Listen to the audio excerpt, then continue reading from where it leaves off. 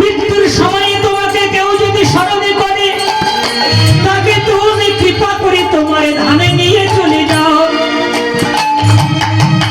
ওহে দয়াময় পতি পাবন কৃপাময় তুমি হে রাধা রমণ। ওহে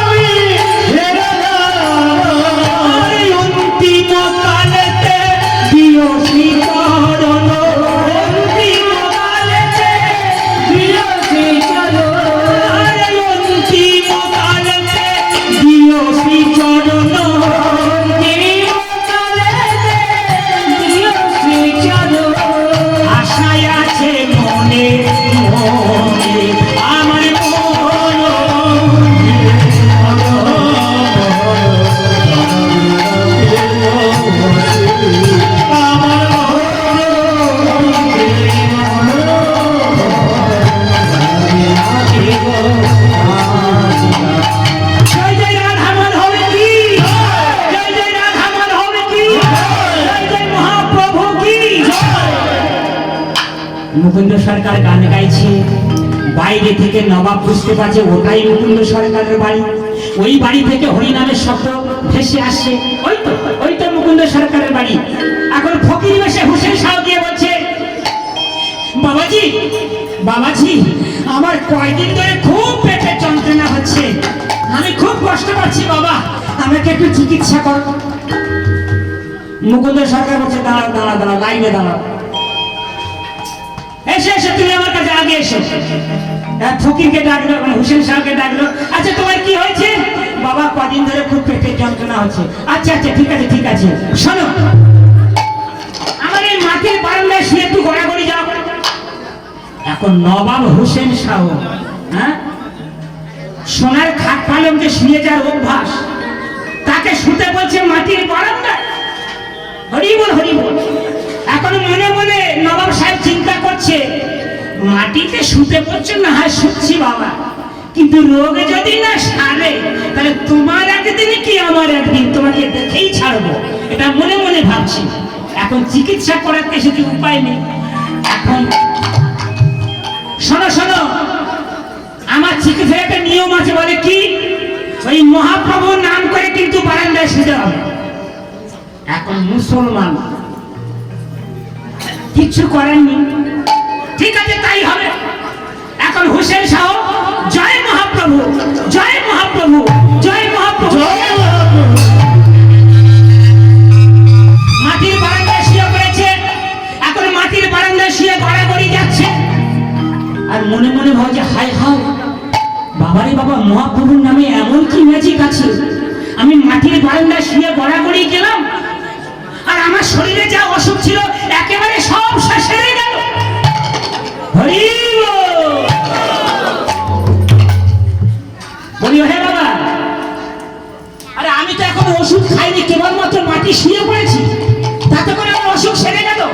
হ্যাঁ কেন জানো তো, ওরা কত মানুষটা চিকিৎসা করতে আসে, এখন তাদের ওষুধ খাওয়াতে গিয়ে 2-4 ফোঁটা মাটিতে পড়ে গেছে, এখন ওই ওষুধ যেখানে পড়েছে সেখানে তুমি শুয়ে গড়াগড়ি দিয়েছো, তাই এই ওষুধের অ্যাকশন লেগে তোমার অসুখ সব সেরে গেছে। হরি হরি হরি হরি, এটাই হলো মহাপ্রভুর নামের মাহাত্ম্য গোমা। হ্যাঁ, এটাই হলো ভগবানের নামের মাহাত্ম্য। বলেন নাম, নামের মধ্যে ভগবান সর্বশক্তি দিয়েছে। নাম নামকারী বহুদা নিজ সর্বশক্তি, তার পিতা নিয়মিত স্মরণের কালো। এই হরি নাম করার কোনো কাল নেই, সময় নেই, আমরা শুধু শুধু অজুহাত দিই। এটা শীতল কৃপা ভগবান মাপি দুর্দৈবী কৃষ্ণিহ জানু নানুরাগ। আমি এমন হতভাগা, আমি এমন অবাগা, তোমার এই সুলভের নামেতে আমার রতি জনমানো না। হরি হরি বল। তখন নবাব হোসেন শাহ বলছে, বাবা আমার তো অসুখ সেরে গেছে। বলে হ্যাঁ। মনে মনে চিন্তা করছে, এত বড় কবিরাজ এই ছোট্ট গ্রামে পড়ে থাকতে পারে না, তাই না বাবা? নবাব সাহেব মনে মনে চিন্তা করছে, ওকে কাল সকালে পালকি করে নিয়ে মুর্শিদাবাদে চলে যাবো। আমার রাজধানীতে যত লোক আছে সবাইকে চিকিৎসা করাবো, কারণ এত বড় একটা প্রতিভা এই ছোট্ট গ্রামে পড়ে থাকতে পারে না। কবিরাজ মশাই, হ্যাঁ বলো বাবা বলো। শোনো, কাল সকালবেলা তুমি আমার সঙ্গে আমার রাজধানী মুর্শিদাবাদে চলে যাবে। মুকুন্দ সরকার, তুমি কে? তোমার কথা শুনে আমি চলে যাবো। তুমি কে? হ্যাঁ বাবা। বলে আমি কে শুনবে? আমার পরিচয় শুনবে? বলে হ্যাঁ। বলে তাহলে শোনো, আমি বাংলার নবাব। তখন সেই ফকিরের দেশ খুলে দিয়ে সেই রাজের নবাব বেশ ধারী বলছে, আমি বাংলার নবাব, আমার নামে নবাব হুসেন শাহ। যেই না নবাবকে দেখেছি, মুকুন্দ সরকার থর করে কাঁপছে। নবাব সাহেব, আপনি আমার মতো গরিবের বাড়িতে এসেছেন। নবাব সাহেব, আপনাকে কোথায় বসতে জায়গা দেব? আমি আপনাকে কেমন করে আপ্যায়ন করবো নবাব সাহেব?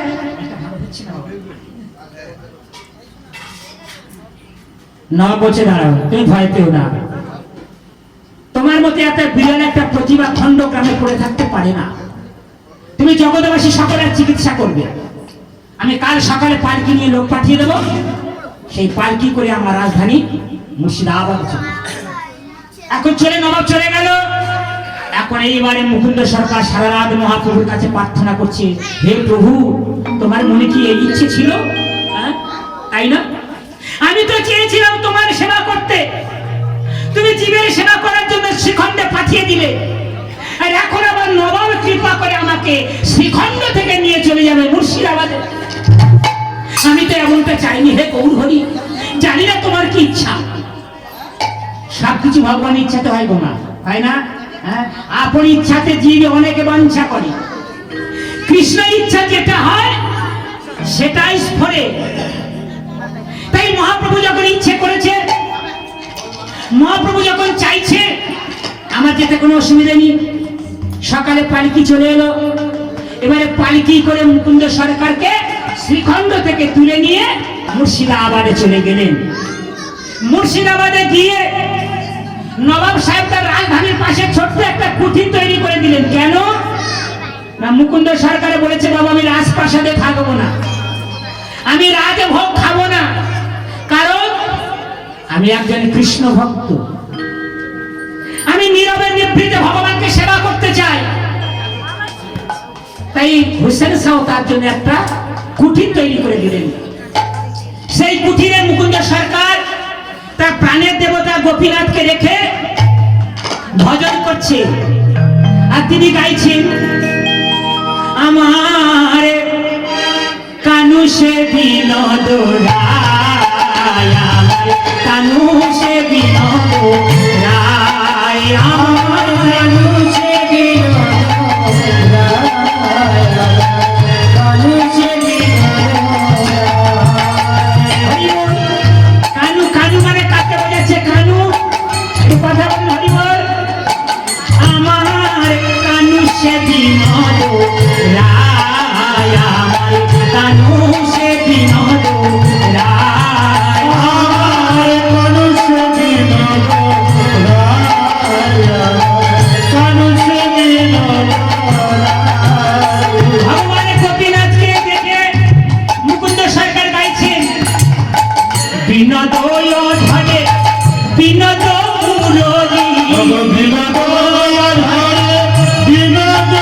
মুরলী, বিনোদ মানে খুব সুন্দর। দেখুন দেখুন, ভগবানের হাতে মুরলী আছে না, দেখুন। বিনোদ ধরে বিনোদ মুরলী, বিনোদ ধরে বিনোদ মুরলী, বিনোদ বিনোদ বাজে মুরলী, বিনোদ বিনোদ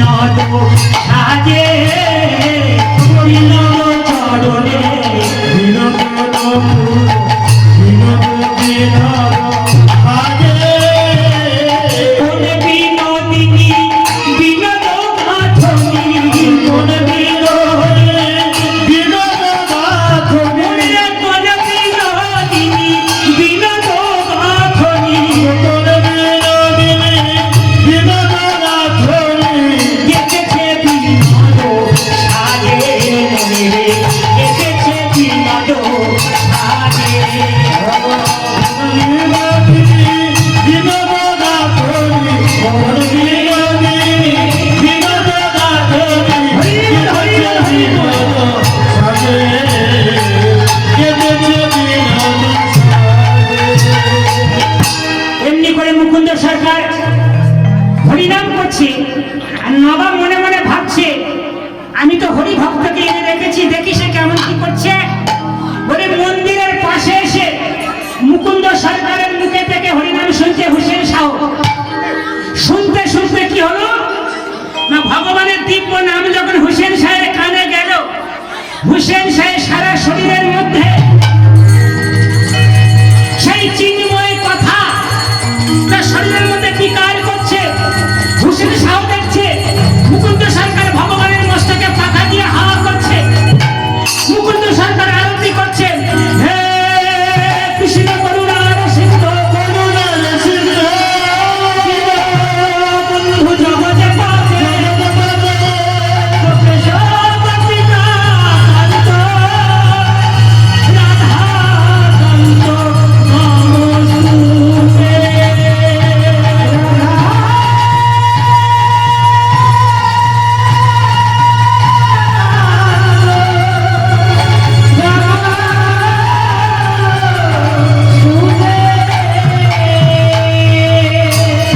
এমনি করে হরিনাম করতে করতে মুকুন্দ সরকার চেতনা হারিয়ে ফেললেন। তিনি তার মানে কি, তিনি ভগবানের সঙ্গে দিব্য লীলা করছেন। হ্যাঁ? সাধুরা যখন চেতনা হারিয়ে ফেলে ভাববেন তারা ভগবানের সঙ্গে দিব্য লীলা করছেন। এখন হুসেন শাহ দেখছে মুকুন্দ সরকার চেতনা হারিয়ে ফেলে, তিনি তখন কি করছেন, কি করবে কি করবে কি করবে? একটা ভালো বিদ্যা জানা ছিল, এই নোকের কোনটা খুব ভালো করে চিপে ধরেছে। এই নোকের কোনটা যখন খুব জোরে চিপে ধরেছে তখন আস্তে আস্তে মুকুন্দ সরকারের চেতনা ফিরে এলো। চেতনা ফিরে এসে মুকুন্দ সরকার বলছে কৃষ্ণ কৃষ্ণ কৃষ্ণ কৃষ্ণ কৃষ্ণ কৃষ্ণ কৃষ্ণ রাধে রাধে হে নিতাই গৌর হে নিতাই গৌর নিতাই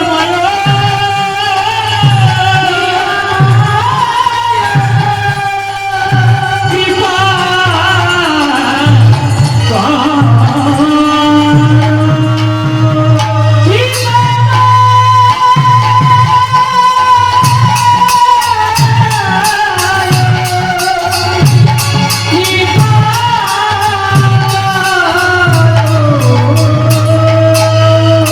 মুকুন্দ দেখি নবাব সাহেব আপনি?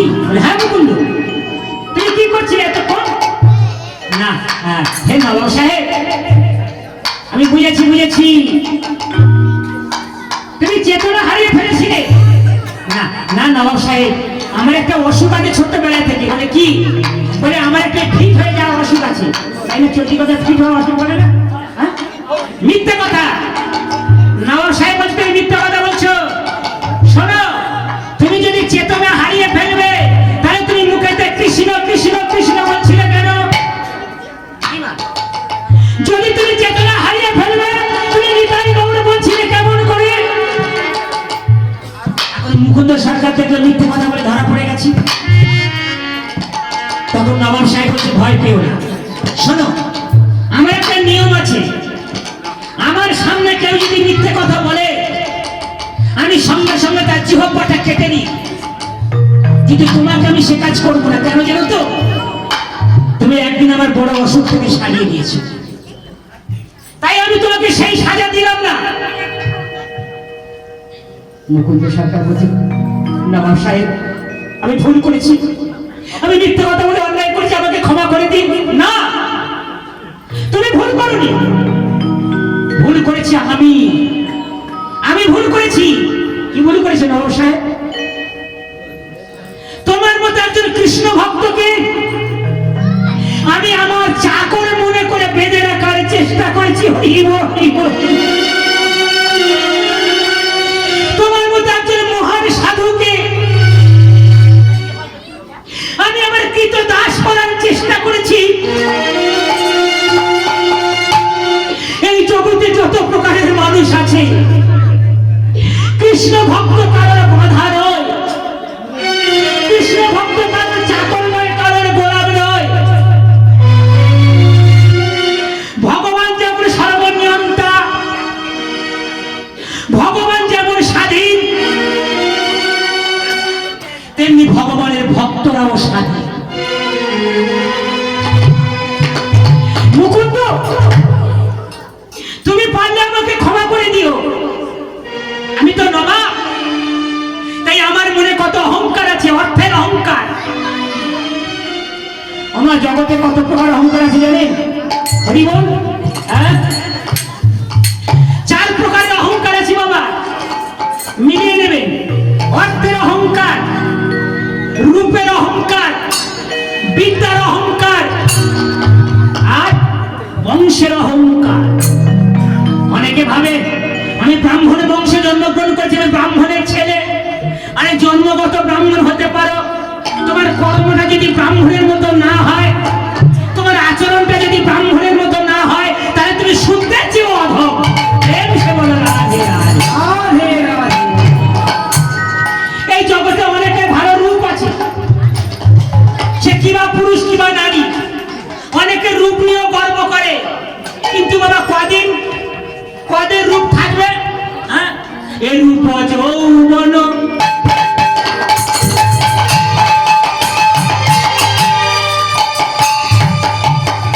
এই রূপ যৌবন, ভবন ধন জন, দেখি আছে প্রগতি তোদের। কমল দল দল জীবন টলমল, কমল দল দল জীবন টলমল, ভজ হরি পদ নিধিরে। রূপ বলেন বাবা, হ্যাঁ, রূপ আসবে আর যাবে, পদ্ম পাতার মতো টলমল করছে।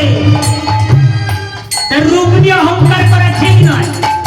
অর্থের অহংকার, এই জগতে অনেকের টাকা পয়সা আছে, তার একটা গরম আছে, তাই না বাবা? সেই অর্থের গরম কদিন থাকবে? শাস্ত্র বলছে চিরদিন কাহারও সমান নাহি যায়। আজকে সে রাজা ধীরাজ, কাল সে ভিক্ষে চায়, তাই না? ভগবান যদি ইচ্ছে করে তোমাকে রাজা করে দেবে, আরে ভগবান যদি ইচ্ছে করে তোমাকে ফকির করে দেবে। এই অর্থের অহংকার করতে নেই। আরে বিদ্যার অহংকার, এই জড় জগতে অনেক বড় বড় পণ্ডিত আছে, ডাক্তার, উকিল, কবিরাজ, ব্যারিস্টার, তারা বিদ্যার অহংকার করে। কিন্তু শাস্ত্র বলছে জড় বিদ্যা যত মায়ার বৈভব, তোমার ভজনে বাধা, তোমার ভজনে বাধা। আর মহাজন মিয়া এই অনিত্য সংসারে জীবিকে করেছে গাধা, জীবিকে করেছে গাধা। শোনো মুকুন্দ, আমি যেমন করে পালকি করে তোমাকে নিয়ে এসেছিলাম, আবার তেমন করে পালকি করে এই মুর্শিদাবাদ থেকে আবার তোমাকে বর্ধমানে পাঠিয়ে দেব। তবে শিখণ্ডে আমার যত জায়গা জমি আছে, আমি সবে তোমার নামে লিখে দিলাম। আমি তোমাকে অর্থ দেব, তুমি রাধা গোবিন্দের মন্দির তৈরি করবে, রাধা গোবিন্দের সাধন ভজন করবে। আর তোমার যে কবিরাজি চিকিৎসা, সেই কবিরাজি চিকিৎসা জগৎবাসী সকলকে করবে। হরি বল। তাই হে ভক্ত